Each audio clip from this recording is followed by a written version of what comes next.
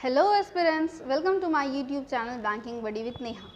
सो आज के इस वीडियो में हम लोग ईसीजीसी पीओ के एग्जामिनेशन के डिफरेंट सब्जेक्ट्स में किस टाइप के क्वेश्चंस आते हैं और उन क्वेश्चंस का क्या लेवल रहता है उसके बारे में हम लोग बात करेंगे। इस वीडियो में हम लोग डिस्क्रिप्टिव पेपर के बारे में बात करेंगे, उसमें क्या क्या आता है, किस टाइप का एसे आता है, किस टाइप का प्रेसी आता है। सो वीडियो को पूरा देखिएगा। चैनल पे नए हैं तो सब्सक्राइब कीजिएगा। ओके, सबसे पहले हम लोग बात करते हैं क्वांट की यानी क्वांटिटेटिव एप्टीट्यूड की। क्वांटिटेटिव एप्टीट्यूड में हमारे पास 50 क्वेश्चंस रहते हैं और 50 मार्क्स के रहते हैं, ठीक है, यानी कि ईच क्वेश्चन का 1 मार्क रहता है, ठीक है। तो लास्ट ईयर क्वांटिटेटिव एप्टीट्यूड में क्या क्या आया था? अप्रोक्सीमेशन आया था और फिर सिंप्लीफिकेशन आया था। या तो आपको अप्रोक्सीमेशन आएगा या तो फिर सिंप्लीफिकेशन। तो अप्रोक्सीमेशन सिंप्लीफिकेशन जो कि 5 से 6 नंबर का आ सकता है। नेक्स्ट है आपका number series. Generally missing number series आती है, लेकिन हम लोग को रॉन्ग नंबर सीरीज की भी तैयारी रखनी है, तो नंबर सीरीज इसमें 5 मार्क्स की आई थी। क्वाड्रेटिक इक्वेशन जो कि नॉर्मल एकदम प्रीलिम्स लेवल वाला होता है, वो क्वाड्रेटिक इक्वेशन आया था जो कि 5 क्वेश्चन आया था। डीआई की अगर बात करें तो एक डीआई टेबल वाली आई थी और एक सिर्फ में लाइन वाली डीआई भी आई थी, लाइन ग्राफ आया था, और एक सिर्फ में टेबल वाला डीआई आया था। इसके 6 क्वेश्चन आए थे। एक केसलेट डीआई आई थी, उसके 6 क्वेश्चन आए थे, और एक डीआई आई थी पाई चार्ट के बेस्ड, उसके 6 क्वेश्चन आए थे, ठीक है। अगर हम लोग अरिथमेटिक की बात करें तो यहाँ पर आपका कितना क्वेश्चन हो जाता है? 5, 10, 15 और यहाँ पर हो गया आपका 18। आपके लगभग 33 के क्वेश्चन हो जाते हैं। सॉरी, इसके अलावा आपके अर्थमेटिक क्वेश्चन आए थे जो कि 15 से 17 क्वेश्चन अर्थमेटिक के आए थे, ठीक है। इस बार हम लोग डाटा सफिशिएंसी भी क्वेश्चंस को भी प्रैक्टिस करके जाएंगे, क्योंकि हो सकता है ये लास्ट टाइम नहीं आई थी पर इस टाइम आ सकती है, ठीक है। अगर हम लोग बात करें रीजनिंग सेक्शन की, तो रीजनिंग में भी 50 मार्क्स के क्वेश्चन आए थे और इसमें टाइम 40 मिनट्स का था, ठीक है। सिलॉजिस्ट में इसमें आया था 5 क्वेश्चन, इनइक्वालिटी के 5 क्वेश्चन आए थे, 4 पजल्स आए थे, ठीक है। मतलब उसमें से कुछ फ्लैट और फ्लोर वाला पजल था, कुछ आपका ये अनसर्टेन नंबर ऑफ पर्सन्स वाला पजल था कि उनको नॉर्थ डायरेक्शन में रीअरेंज करना था, एंड कुछ सर्कुलर अरेंजमेंट में पजल्स थे, ठीक है। तो 4 पजल्स आए थे एंड 5 क्वेश्चंस करके, तो इसके 20 मार्क्स हो गए। लॉजिकल रीजनिंग के भी 5 क्वेश्चन आए थे, जो statement and conclusion, statement and assumption वाला क्वेश्चन रहता है, वो आपके 5 क्वेश्चन आए थे, ठीक है। इनपुट आउटपुट की बात करें तो इनपुट आउटपुट में 5 क्वेश्चन आए थे, और बाकी जो है इसमें मिसलेनियस क्वेश्चन आए थे, जैसे कि distance direction, alpha numeric series के भी इससे क्वेश्चन आए थे। लगभग 8 से 10 क्वेश्चन इसके आए थे, ठीक है। तो यहाँ पर बात हो गई यहाँ पे क्वांट और रीजनिंग की। अब बात करते हैं इसका एग्जामिनेशन लेवल कैसा रहता है, ठीक है। तो ये सब जो क्वेश्चन आए थे, approximation, number series, quadratic equation, ये लगभग आपके एसबीआई पीओ प्रीलिम्स के लेवल के थे। मतलब ये बहुत ज़्यादा टफ नहीं थे, इजी लेवल के थे, ठीक है। तो इसका जो लेवल था वो एसबीआई पीओ प्रीलिम्स के लेवल का था, और ये जो आपकी डीआई आई थी थोड़ा सा वो अपर लेवल का आई थी। तो हम ये मान सकते हैं कि ये जो डीआई है वो आरआरबी पीओ मेंस के लेवल की थी, ठीक है। और अगर हम रीजनिंग की बात करें तो इसमें भी सिलॉजिज्म, इनइक्वालिटी, ये सब जो था, वो जो मिसलेनियस क्वेश्चंस था वो प्रीलिम्स के लेवल का था, और जो पजल था वो थोड़ा सा डिफिकल्ट था, ठीक है। तो वो भी आरआरबी पीओ मेंस के लेवल का था। तो अगर हम लोग मिला जुला के बात करें तो इसका जो लेवल था वो प्रीलिम्स और मेंस के बीच का था। उतना दूर नहीं जाना है कि ये नहीं सोचना है कि एसबीआई पीओ मेंस के लेवल का मतलब इसमें क्वेश्चंस होगा। ज़्यादा से ज़्यादा आपको आरआरबी पीओ मेंस के लेवल का ही क्वेश्चंस दिया जाएगा, ठीक है। नेक्स्ट हम लोग बात कर लेते हैं इंग्लिश और कंप्यूटर और जनरल अवेयरनेस की। अब हम लोग बात करते हैं कि इंग्लिश लैंग्वेज, जनरल अवेयरनेस और कंप्यूटर अवेयरनेस में किस टाइप के क्वेश्चंस आए थे, ठीक है।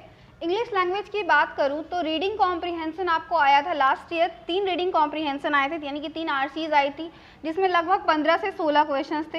इसके बाद वर्ड स्वैपिंग आया था 5 क्वेश्चंस, एरर डिटेक्शन आया था 5 क्वेश्चंस, रीअरेंजिंग पैराग्राफ, मतलब पैराग्राफ को रीअरेंज करना था कि एक सेंटेंस आपका फिक्स था कि वो आपका सही जगह पर है, और जो आपका 5 सेंटेंस है उसको रीअरेंज करके एक पर्टिकुलर पैराग्राफ बनाना था। उसके बाद आपके क्वेश्चंस थे, ठीक है। नेक्स्ट था आपका फ्रेजेस रिप्लेसमेंट, और फिर था आपका डबल फिलर्स की 2 वर्ड्स को आपको फिल करना है, ठीक है। तो ये था इंग्लिश का आपका टाइप ऑफ क्वेश्चंस। ये मैंने आपको बता दिया किस किस टाइप के क्वेश्चंस आएंगे।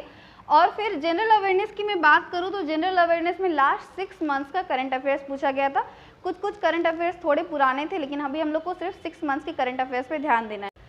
अगर मैं अपनी बात करूँ जीए की प्रिपरेशन से रिलेटेड, तो मैं जीए में खुद से नोट्स बनाई हूँ और उसके बाद मैंने उसको खुद से प्रिपेयर किया था।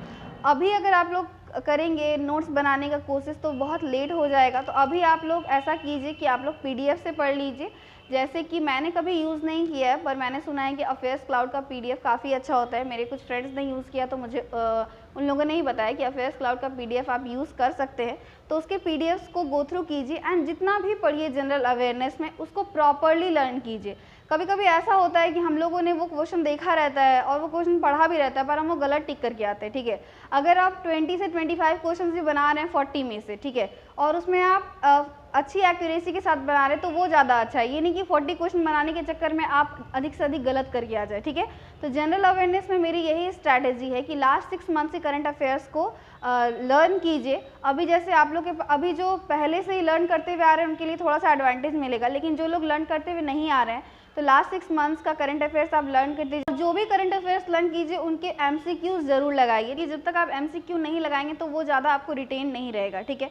और लास्ट ईयर की मैं बात करूँ तो ईसीजीसी पीओ के एग्जामिनेशन में 5 से 6 क्वेश्चन ईसीजीसी से भी रिलेटेड थे, तो थोड़ा बहुत जानकारी आप ईसीजीसी का भी ले लीजिएगा कि उसका हेडक्वार्टर कहाँ है एंड उसके चेयरमैन कौन है या फिर उसकी पेड अप कैपिटल कितनी है। तो ये सब थोड़ी बहुत जानकारी ईसीजीसी के बारे में ले लीजिएगा, उतना डीप जाने की ज़रूरत नहीं है, ठीक है।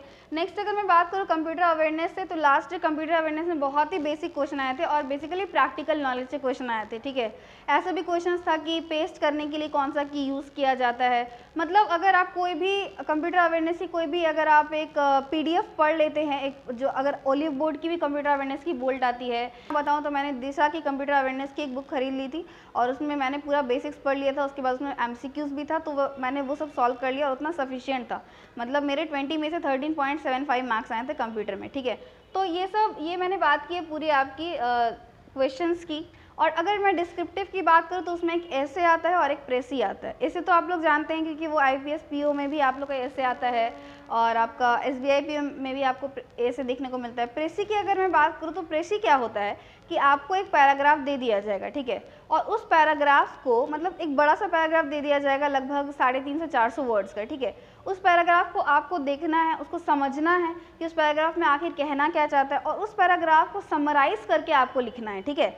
लगभग 100 to 150 वर्ड्स में उसमें लिखने आएगा, तो उस पूरे पैराग्राफ को आपको समराइज करके लिखना है और उसमें एक आपको ये टाइटल देना होता है कि आप उस पैराग्राफ से आप कौन सा टाइटल फाइंड आउट कर सकते हैं कि किस पे बेस्ड है वो, तो उसका टाइटल लिखना होता है और उसको 100 to 150 वर्ड्स में आपको पूरा पैराग्राफ को समराइज करके लिखना होता है। बस इसी को प्रेसी बोलते हैं। इसमें आपको कुछ भी करने की ज़रूरत नहीं है, ऐसा नहीं कि आपको कुछ भी कंटेंट लर्न करके जाना है। कंटेंट आपको कंप्यूटर स्क्रीन पे ही मिल जाएगा।